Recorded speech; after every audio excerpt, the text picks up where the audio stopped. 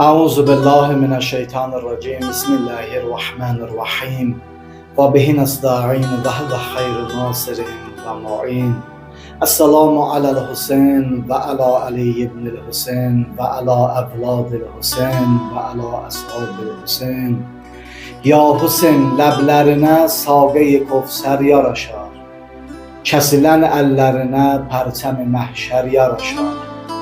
Demirəm qoy ayağın gözlərimin üstə ağa, ayağın altına baş qoymağa əkbər yaraşar. Nə rəvadır sinənin üstə qoya şimr ayağın, o gözəl sinəyə vallah Əli Əsğər yaraşar.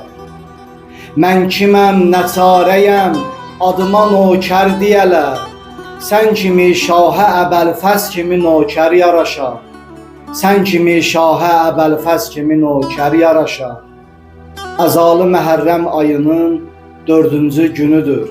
Müteal Allah'a anda verdik öz rəhmətinə, öz izzət-i cəlalına. Allah bizi dünya və axirət Əhl-i Beyt əleyhissalamdan ayrı salmasın.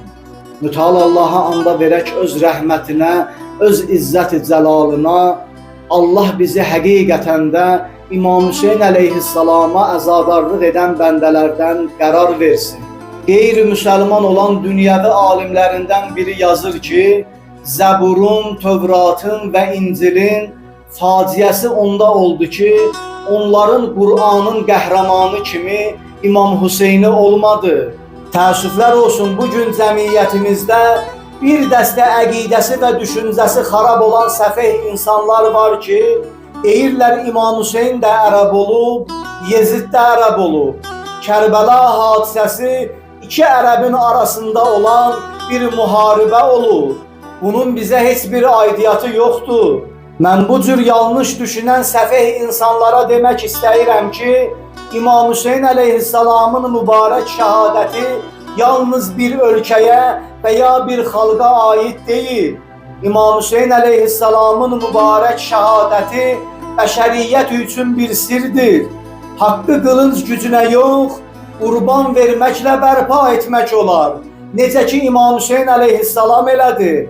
Allahın dini uğrunda, Qur'an uğrunda, Həzrəti Peyğəmbərin şəriəti uğrunda, sünnəsi uğrunda öz canını qurban verdi, balalarını qurban verdi və Əhl-i Beyti əsir oldu.